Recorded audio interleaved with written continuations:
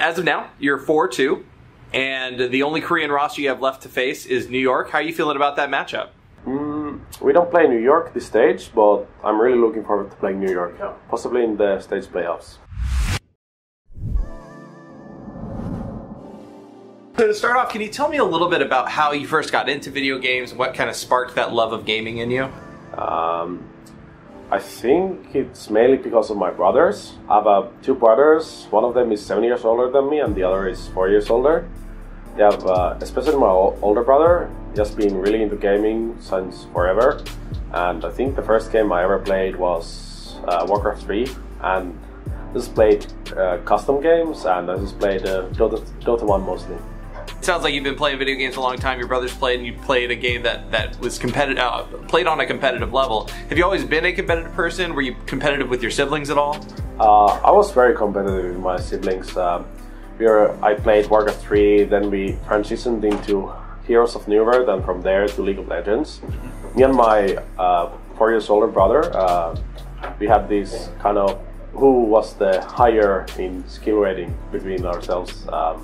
He was higher on Heroes of New World, but then I overtook him in League.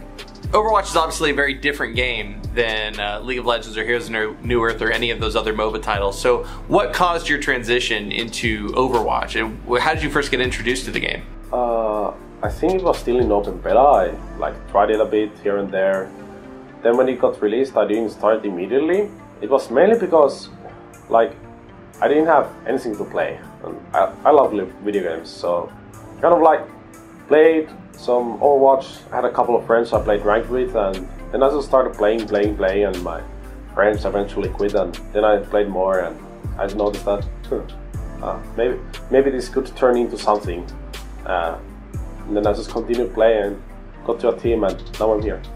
Awesome. So tell me a little bit about when did you first realize that you were good enough to go pro, and what went into making the decision to pursue it as a profession?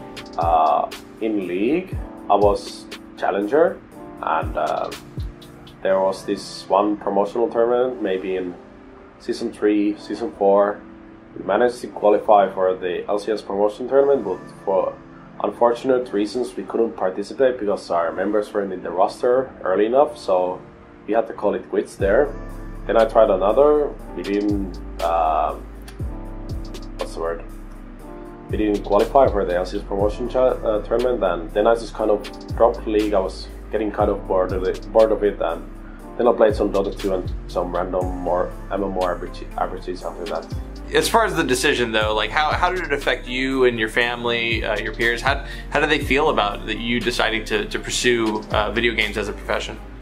I never kind of pursued in a way. I always it would be nice to be a pro gamer one day, and I always it kind of went really well with that coincidental. I just finished my school, I just finished my service in Finland, so when I finished my service I got this offer from the old NIP roster, nowadays known as Giganti. I got picked up by them and played for them 3 months, and then LA Gladiators got interested in me, and now I'm here. And how has the experience with the Gladiators been compared to your experience in Europe? In Europe? It's kind of different. The skill level is, of course, a lot higher than it was back in Europe, which I like it more like this. But in Europe, it was also good that we won the Contenders tournament, so it was kind of like a nice a background to have when going into Overwatch League. So every time we talk to one of the Gladiators members, they keep talking about how you guys are just a big happy family and joke around a lot. How's life in the Gladiators household been, and what's it like living with those guys? It's quite nice. We have 2 houses. Me and Sass live in the other house. We have a player house and a staff house. So most of the players live in the player house, but me and Sass live in the other. But it's I think it's really good. Yeah. What do you guys do outside of practice and scrims and stuff to unwind and have fun? You might sometimes play different games, not too often, but we just chill. We just chill at home, play some Overwatch. Excellent. Outside of Overwatch, though, what games do you like playing? I mean, do you play more competitive games, other casual games? Right now, I don't feel like playing Overwatch. I'm probably probably playing some. I wish I could play some Dota 2 with my friends, but they're on another continent, so kind of hard. But I always have had this love for Dota 2. So ever since I got into esports, I'm traveling all over the place to different events, going overseas and stuff, and that time difference is really difficult. How has it been trying to maintain a relationship with family, friends, and everything on a different continent while being over here in not just America but LA and even farther time zone? My family is in Finland, so I talk to them either through Discord. We have these voice conversations. I talk to them usually either my evening or my morning, so it's like either their evening or their morning. The time difference is 10 hours, so it could be worse. So tell me, what does ShieldsUP mean to you? I think it's like it means to a lot to us when people use it, because it's from our fans. They cheer us up. The Gladiators fans are some crazy ones. I've had to interact with a lot of them, and one sign I keep seeing is the Goose is loose. I've seen that. How do you feel about that? The Goose is loose, and where do you think it came from exactly? Can't actually remember. It was probably during Contenders. It was brought up the first time. I'm not too sure. During Contenders, some random. I think in Europe I'm like mostly known for my boob skills. As Lucio, not for like aim or anything else, but it's mainly boobs. So tell me, now that Lucio's a lot more heavily favored in the meta again, how you feeling about getting back behind the reins and being able to do those boobs again and really set yourself loose, as it were? It feels awesome. I really like this meta right now. You're able to play very many different supports, even DPS, even tanks sometimes. It's very diverse. Now, speaking of tank flexes with support and everything, we have a new hero coming out in, I hope I don't butcher this, Brigitte? Something like that. Something like that. What are your impressions so far of the new hero, and do you think, when she does come into the rotation for competitive, is that somebody you'd be interested in picking up? Unfortunately, I don't think Brigitte, I can't pronounce. I don't think it's really for the main support role. It's more like a possibility of well, it could be, who knows. But I think if you're playing Brigitte, you need a Lucio too, for sure. And Brigitte is really good against things like Winston, Diva, Genji Tracer. So we could see that as a possible counter to these dive combs that Genji Tracer have. What's it like for you when you play Overwatch and just on ladder or something at home outside of practice, and then trying to jump back into an older patch? Does it mess with you at all?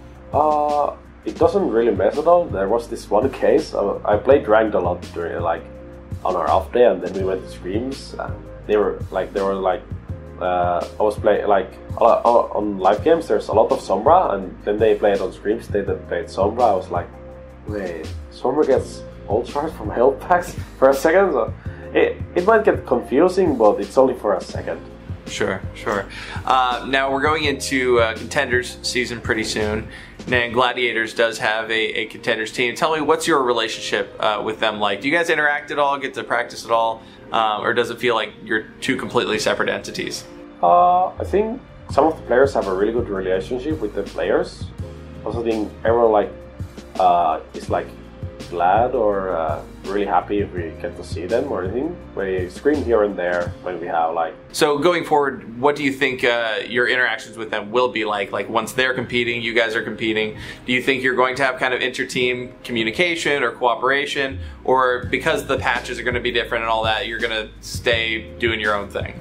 Yeah, it's going to be hard when the patches are different, but when the patches are the same for the Contenders and possibly stage 3 maybe. You would see a lot both of the teams helping each other out.